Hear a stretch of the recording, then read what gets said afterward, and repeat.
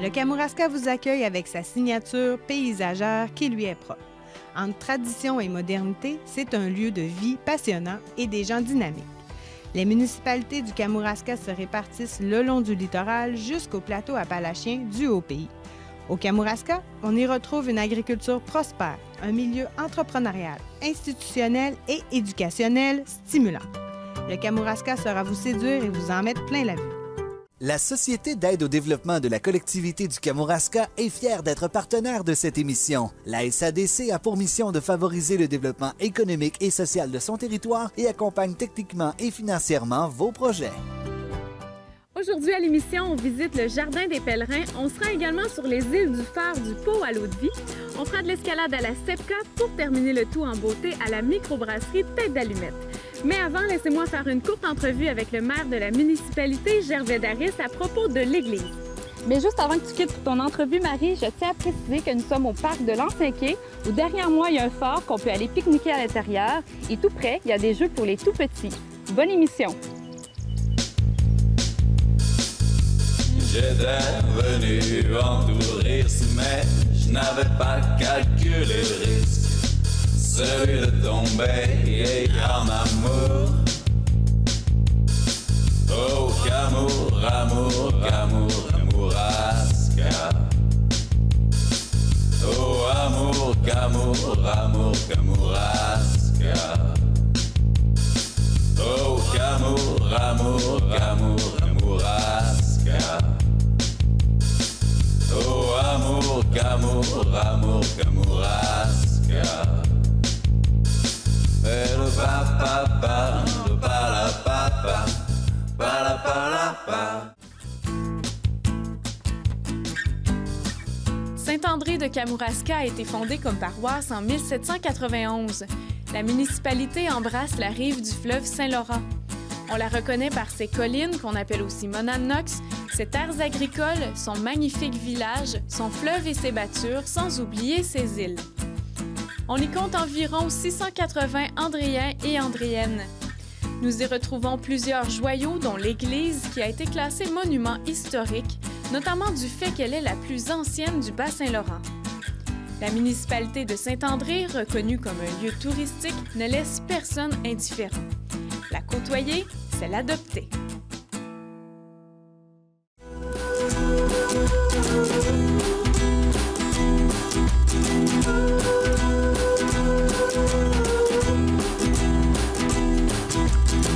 Bonjour, M. Daris. Bonjour.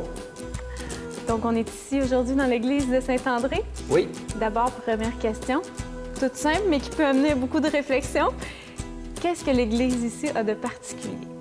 Alors, l'église de Saint-André, c'est la plus vieille qui reste au Bas-Saint-Laurent. C'est pas la plus vieille église qui a été construite au Bas-Saint-Laurent, entendons-nous. C'est la plus vieille qui reste parce que celles qui étaient antérieures, je pense aux églises de Kamouraska, l'église à Grand-Anse, à la Pocatière, ont été incendiées ou démolies, ou celle de Rivière-Ouelle même, qu'il a fallu reconstruire parce qu'elle était construite sur un terrain qui était instable. Alors oui, c'est une église de type récollet. Alors, quand elle a été construite entre 1805 et 1811, c'était déjà un type d'église que la communauté religieuse ne construisait plus à ce moment-là. Alors, qu'est-ce qu'il y a de particulier? Bien, d'abord, un plancher incliné. Alors, on le voit, à peu près un demi-mètre d'inclinaison. On part en arrière puis on descend dans un style amphithéâtre. Deuxième chose, elle a été décorée par Louis-Xavier Leprohan. Louis-Xavier Leprohan, c'était un architecte du diocèse de Montréal qui avait déjà une grande réputation et qui a fait un vrai beau travail en s'inspirant de l'église de La Prairie, au sud de Montréal. Maintenant, ici, comme la fabrique était relativement pauvre, pendant de 1825, à peu près la période où l'église a été décorée et aménagée telle qu'on la connaît, jusqu'à Vatican II, disons, dans les années 60, elle n'a pas subi de modifications majeures. Ça veut dire que les éléments de mobilier, les statues, les décorations intérieures, les gloires au plafond, tout ça est resté absolument identique là, pendant 170 ans sans aucune modification. Alors, il y a également en avant des toiles de grande qualité. Celle qu'on voit au fond du chœur, c'est Louis-Hubert Triot. Alors, Louis-Hubert Triot, c'est le martyr de Saint-André. Il faut se reporter vers les années 1825-1830. Pas de chemin de fer, pas d'autoroute transcanadienne, évidemment, pas de route 132. Alors, on a fait fabriquer le maître-autel, qui s'inspire, disons, de Saint-Pierre-de-Rome. On voit le dôme sur la partie supérieure. Alors, c'est arrivé par bateau ici, dans des caissons. Même chose pour les autels latéraux. Les tableaux, alors le plus important, le plus intéressant, c'est celui de Triot. Alors, celui en arrière du maître-autel a été complètement restauré par le Conseil des arts du Canada en 1990. Et il y a deux des élèves de Triot qui ont fait également des œuvres, dont Antoine Plamondon. Antoine Plamondon a signé deux peintures dans le chœur, Sainte-Philomène, qui est la peinture du côté droit, et Saint-Simon-Stoke remettant un scapulaire à la Vierge, alors qui est le tableau suivant. Et est-ce que les gens peuvent venir faire des visites? Alors oui, c'est une église qui est ouverte, moi je dirais, depuis 1985 environ. On a toujours un guide l'été parce que c'est intéressant à visiter, ça respire la paix, ça respire la quiétude. Et vous savez, un bâtiment qui date de 1805, il n'y en a pas beaucoup dans la MRC de Kamouraska. C'est un bâtiment qui appartient à la communauté religieuse, mais également à toute la communauté. Alors on peut s'imaginer que nos parents, nos arrière-grands-parents et nos ancêtres ont contribué beaucoup à l'édification de ces bâtiments-là. Et quand on regarde des musées, à un moment donné, on se dit, regardez, à Saint-André, là, il y a des trésors qui sont conservés depuis 200 ans pour se rappeler. Et c'est un endroit de paix.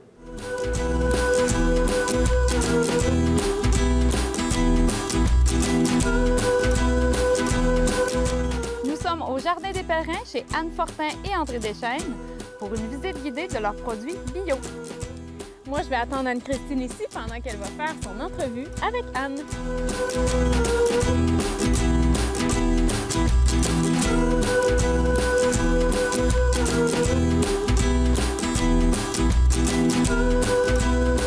Anne, si on commençait avec le côté historique, comment est né le projet du Jardin des Pèlerins? En fait, nous, on a acheté une terre, cette terre-là, en 1999, puis on a installé des serres. On a commencé un petit peu comme ça, en produisant des tomates, puis rapidement, on s'est aperçu qu'il fallait diversifier beaucoup si on voulait arriver à faire quelque chose d'intéressant. C'est comme ça qu'on a démarré. Le Jardin des Pèlerins s'appelle comme ça à cause des îles, en face de Saint-André, Okay. l'archipel des Pèlerins. Oui. C'est naturellement qu'on en est venu à ça, là, à l'appeler comme ça. Et qu'est-ce que vous cultivez ici? C'est une ferme maraîchère certifiée bio. Fait qu'on fait du légume en serre, du légume en champ, on fait des herbes, on fait des fruits et petits fruits. Donc, dans les fruits, c'est pommes, framboises, bleuets, un peu de cerises, camerises, puis d'autres petits fruits comme ça. Puis les légumes, écoute, une grande variété de légumes en champ et en serre.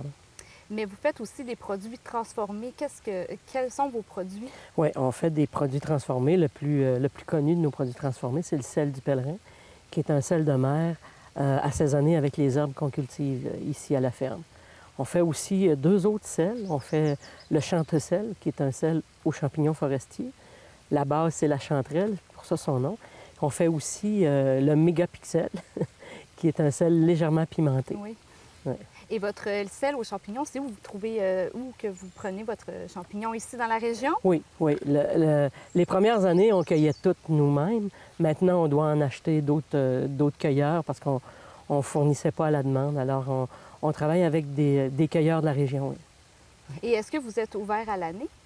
La boutique elle-même n'est pas ouverte à l'année, mais nous, on travaille à l'année parce qu'on fait des livraisons toute l'année de nos produits transformés, en particulier les sels. Le sel du pèlerin, on a 75 points de vente au Québec qui le vendent. Quand même. On a aussi un autre produit transformé, le jus de pomme, OK. parce qu'on a des pommes certifiées bio. C'est quand même rare, il n'y en a pas beaucoup. Alors, on fait un excellent jus. Ça, on en a toujours à notre boutique aussi. Là. Ouais. Et côté touristes, est-ce que vous offrez des visites guidées sur vos terres? Oui, on offre des visites guidées. Évidemment, on demande de réserver d'avance, puis on fait une visite guidée.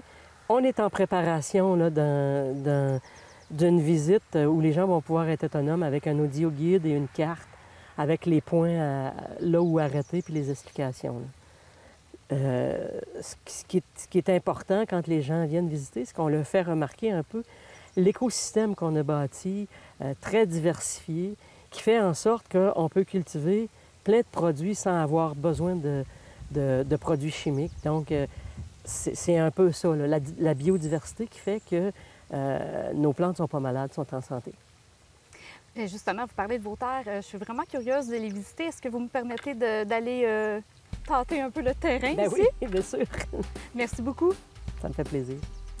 Puis Bobine, tu peux nous suivre? Bobine, toi, tu viens avec nous autres, tu fais partie de l'écosystème. Fait que c'est ça. Tu sais, un écosystème, pour que ça fonctionne, la première chose que ça prend, c'est de l'eau. Sinon, ton sol ne travaille pas s'il n'y a pas d'eau. Fait que rapidement, on a créé un lac qui, lui, sert à arroser toutes nos cultures qui sont à l'extérieur. Vous savez, à Saint-André, Kamouraska, on a beaucoup de brouillard en général. Le froid est là jusqu'à mi-juillet. Puis, il faut avouer que les herbes, vous allez voir tantôt, c'est ce qu'il y a de plus facile à cultiver pour nous, avec notre climat. Ça, c'est des arbres pareils qu'on a plantés qui étaient hauts comme ça, là, quand on les a plantés il y a 15 ans. Là, maintenant, ils sont en production. C'est très agréable, l'autocueillette d'un bleuet, parce que tu n'es pas obligé d'être penché pour cueillir les bleuets. Fait que les gens, ils viennent ici, souvent des personnes âgées, puis souvent des gens avec les enfants. Ça se cueille bien, puis les enfants font le tour, ils en mangent. Ils ne risquent pas de toutes les manger. Là, ce que je vous propose, c'est qu'on va aller voir les herbes, la plate-bande pour les herbes pour le sel du pèlerin. Dans les serres? Sont à l'extérieur, puis après, on va passer ici, puis on va aller voir les serres. Okay. C'est notre culture principale. Fait qu'on a persil, céleri, poireaux sur les rangs, là, un peu partout. Fait que ça a 2 rangs de céleri là. Ici, on a 3 ou 4 rangs de persil, puis on a 2 rangs de poireaux, là. Ça, c'est vraiment les principales herbes qui rentrent dedans. C'est important que ces herbes-là poussent rapidement, puis qu'ils soient belles, puis qu'ils soient toujours vertes. C'est rare de voir des boules de Noël en plein été. Qu'est-ce que c'est? C'est pas le Noël du campeur. C'est pas le Noël du campeur? C'est vraiment des pièges pour piéger la mouche de la pomme, pour attraper la mouche de la pomme avant qu'elle aille sur les fruits. On a 22 variétés de piments, puis on a 3 variétés de poivrons. Fait que les poivrons, c'est pas piquant, c'est sucré, c'est les poivrons sucrés. Puis les piments, ben, c'est ce qui est brûlant. Il y a différentes forces.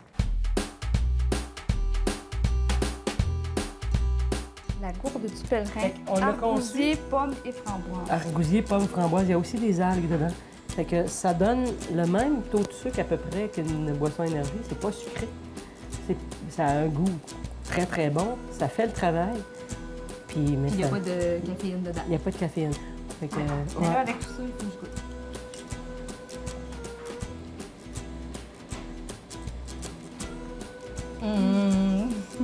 C'est bon, hein? Oh!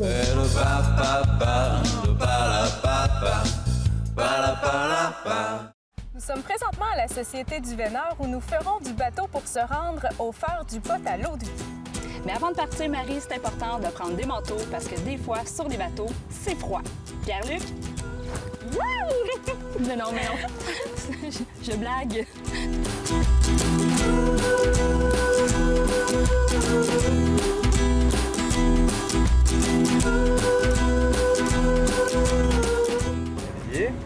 Marie-André. Anne-Christine, enchantée. Vous êtes prête à monter à bord? Oui, tout à fait prête.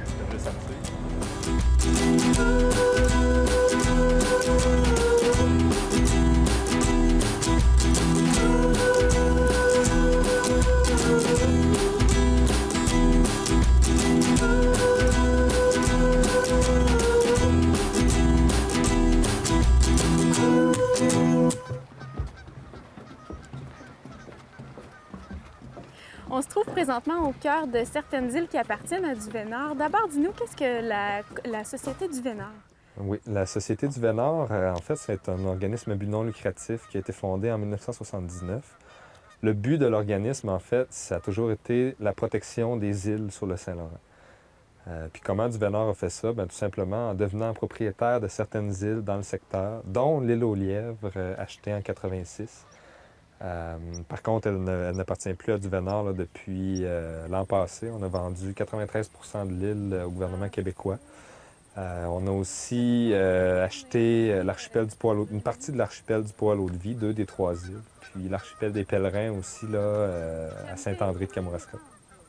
Justement, par rapport à Saint-André, est-ce que tu peux m'aider à démêler tout ça? Là, parce qu'on prend quand même les îles, je pense, elles sont sur le territoire de Saint-André. Oui, oui, c'est ça. C'est sur le territoire de la seigneurie de Saint-André, si on veut, en fait. Là. Mais théoriquement, depuis les années 80, là, ces îles-là appartiennent à Duvénard. C'est sûr qu'on s'en est départi de quelques-unes au fil des années, là, mais c'est toujours des îles qui sont dédiées à la conservation uniquement. Donc, 2 îles parmi les 5 appartiennent à Duvénard. Les autres appartiennent à la Conservation de la Nature Canada. OK. Parlant de conservation, justement, j'imagine qu'il y a certaines zones qui sont restreintes, dans lesquelles on ne peut pas aller, mais quand même, il y a des gens qui peuvent venir faire des excursions? Oui, bien c'est ça. Les îles du Poil-Haut-de-Vie sont interdites d'accès. Pour ce qui est du côté terrestre, là, si on veut, de l'île. Là. Mais sinon, on peut venir faire des petites excursions quotidiennes pour l'observation d'oiseaux.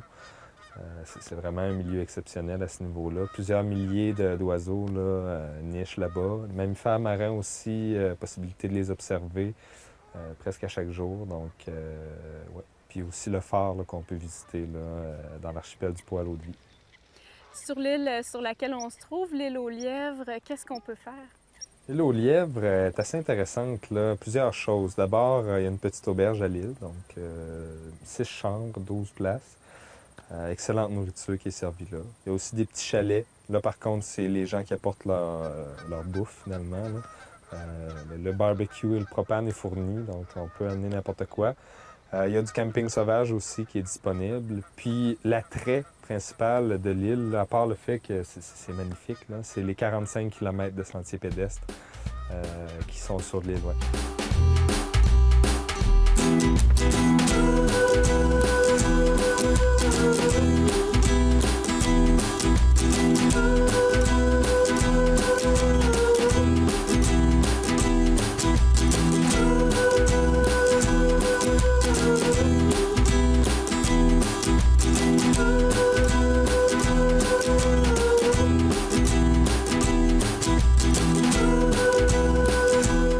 Il est important de savoir qu'il faut se rendre à Rivière-du-Loup pour aller visiter les îles avec la Société Duvénard.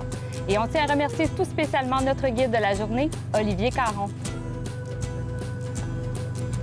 Bien, je pense qu'Anne-Christine, on va aller se reposer. Hein? Qu'est-ce que tu penses? Ouais. Le soleil a été chaud.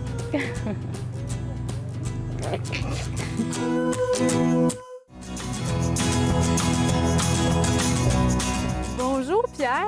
Bonjour. On est à la FCEPCA ce matin. Une belle et grosse journée nous attend. On est chanceux. Magnifique. Il fait soleil en plus. D'abord, dis-nous, la FCEPCA, pourquoi ce nom et qu'est-ce que c'est? La SAPCA, ça veut dire Société d'écologie de l'abatture du Kamouraska, organisme qui existe depuis la fin des années 70.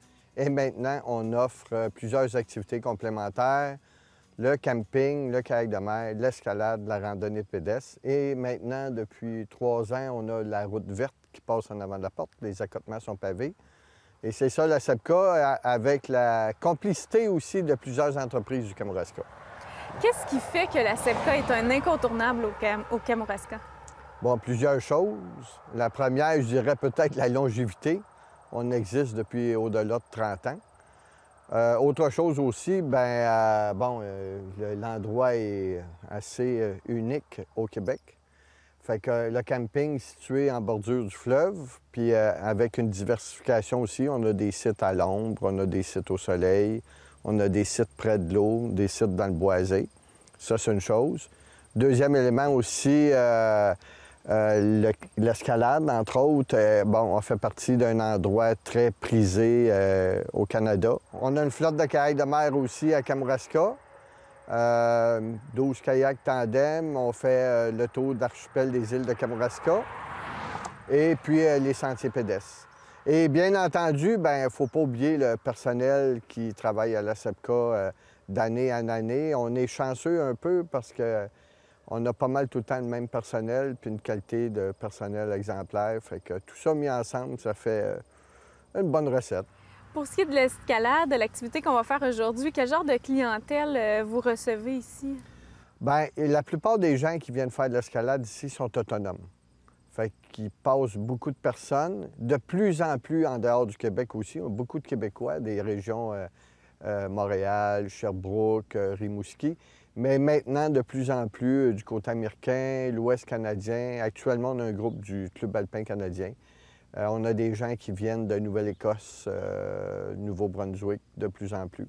Puis on offre aussi, on appelle ça initiation là, à l'escalade, pour les gens comme toi qui vont venir aujourd'hui. Fait que ça, c'est juste vraiment, c'est pour donner le goût. Puis je pense que le taux de réussite, ils veulent revenir puis ils reviennent. Fait que c'est bon. Et là, justement, on s'en va à notre cours d'initiation. Avec quel guide? J'en allais avec Paul, Parfait. qui est un guide chevronné, là, qui grimpe ici depuis plusieurs années, qui a ses cartes d'accréditation. Et bien, vous allez être super bien. Parfait, on va aller le rejoindre.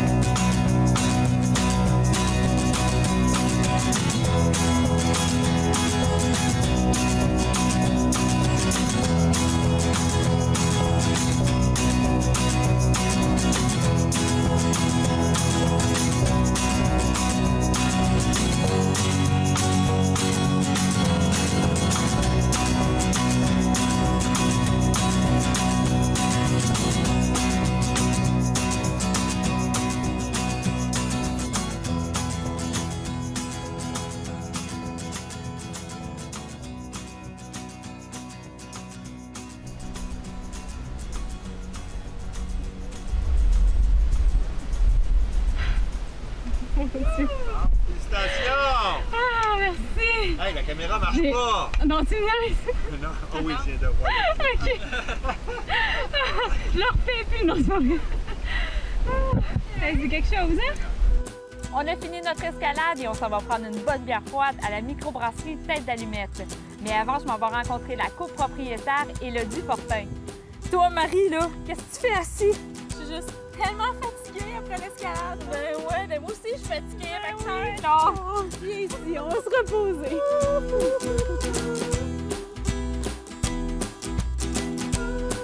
Je suis très contente de finir ma journée ici à la microbrasserie Tête d'Allumette. Dis-moi, tu es la copropriétaire? Oui, c'est ça, c'est moi puis mon chum qui avons parti ça. Tu vois, ça va faire notre 3e été, en fait. On a ouvert le 14 juillet en 2013. Ça va super bien. On est vraiment content d'être ici à Saint-André, d'accueillir les gens du coin parce que c'est principalement ça qui se passe. On est ouvert à l'année. Nos gens viennent toute l'année puis ils reviennent l'été aussi, comme toi. Prendre une bonne bière en fin de journée. Oui, tout à fait. Mais pourquoi avoir parti une microbrasserie ici à Saint-André? Bien, en fait, nous, on rêvait, mon chum est brasseur, il rêvait en fait de brasser, c'était son rêve de vie. Puis quand cette maison-là est venue en vente, on s'est dit, waouh, l'endroit est magique. T'sais. Il y a les montagnes en avant, le fleuve en arrière, on a la forêt à côté, on est à côté des parois d'escalade. C'est comme le lieu tout indiqué en fait pour faire une microbrasserie, je trouve. Vous avez une façon très particulière de brasser votre bière. Quelle est-elle? En fait, nous, on bouille sur feu de bois. On est la seule brasserie, en tout cas, à ce que je sache, pour l'instant, la seule brasserie en Amérique du Nord qui fonctionne de cette façon-là. Pourquoi faire ça? Bien, c'est pour se démarquer. Éventuellement, nos produits bouteilles se retrouveront en grandeur du Québec, puis c'est le fun d'avoir une petite spécificité. Mais à part ça, c'est surtout pour le goût que ça va donner à notre bière. Le fait que le feu direct est en dessous de la bouilloire, on vient comme ça caraméliser le mou qui est le jus de céréales, en fait, qui fait la bière. Alors, ce jus-là qui touche directement au feu dans le fond de la cuve et un peu sur les côtés, ça va lui donner une petite caramélisation qui va être en fait notre signature dans tous nos produits. Est-ce que vous pensez à une certaine exportation de vos bières? Oui, en fait, c'est le but. La brasserie est assez grande pour pouvoir embouteiller puis distribuer. C'est sûr qu'on va commencer par approvisionner le marché local. Puis éventuellement, oui, on sera à la grandeur du Québec, puis pourquoi pas les États-Unis, c'est à venir. Là, on trouve notre bière en fût présentement chez Mamie à Kamouraska, à l'Azimut, à la Pocatière. Il y en a à Rimouski, il y en a à Québec aussi. Fait que c'est ça, c'est en train de grossir. Et je sais que certains endroits utilisent votre bière comme à la chocolaterie Fille Gourmande, Oui. qui fait du chocolat avec votre bière. La chocolaterie a fait un super produit avec a fait des petites allumettes en chocolat. Les caramels à l'intérieur sont faits avec chacune de nos 4 bières. Donc, il y a un caramel à la bière noire, à la bière blonde, à la bière rousse. Et on est super fiers d'avoir ces beaux petits produits-là en partenariat avec quelqu'un du coin, en fait. Et est-ce que vous proposez aussi à votre clientèle des petites bouchées aussi ici? Oui, on n'axera jamais sur la restauration. Il y a plein de beaux restaurants dans le coin. Nous, c'est vraiment de la bière qu'on veut faire, mais c'est le fun d'accompagner la bière de petites bouchées. Alors, on a nos célèbres pogo maison, en fait, qu'on fait avec une saucisse de grelot bâton et une pâte à la bière. Ça, je te dirais que c'est ce qu'il y a de plus populaire. Mais on a toujours le poisson fumé de la poissonnerie Lausier. On a les saucissons de grelot bâton. On a des beaux produits dans le coin. Je trouve que c'est le fun de les mettre en valeur. Fait qu'on a une petite carte, mais juste de bons produits.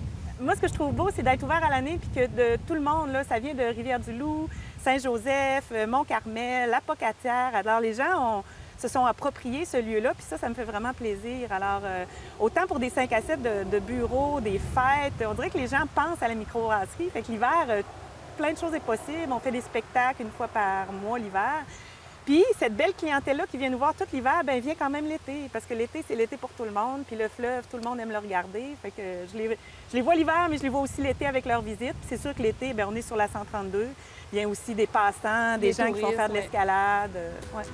Bien, merci beaucoup, Élodie. Là, je suis assoiffée là, avec ma journée que j'ai eue. Là. Je suis plus capable de parler, là. J'ai soif. Bien, venez boire une bonne bière sur la terrasse. Hey, merci beaucoup.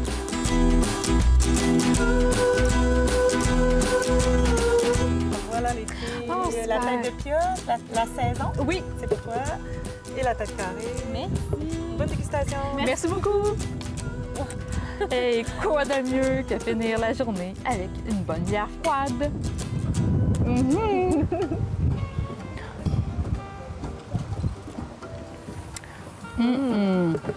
Très bon. Wow!